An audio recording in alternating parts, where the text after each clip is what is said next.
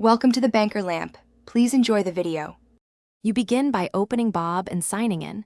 Make sure camera permission is granted so the app can access the lens.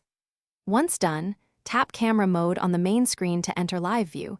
Choose rear for higher quality or front for selfies. You should set the grid or aspect ratio early. This helps frame the shot, so make sure to pick 16:9 for widescreen or square for social sharing before you continue.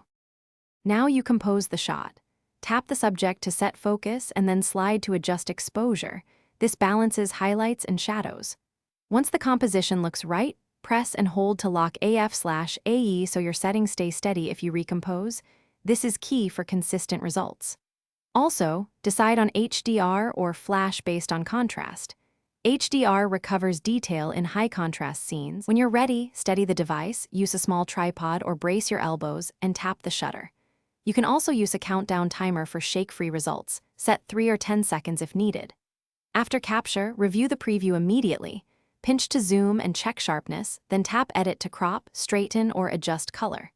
If something goes wrong, force close Bob, confirm camera permissions and free storage, then retry the exact same steps.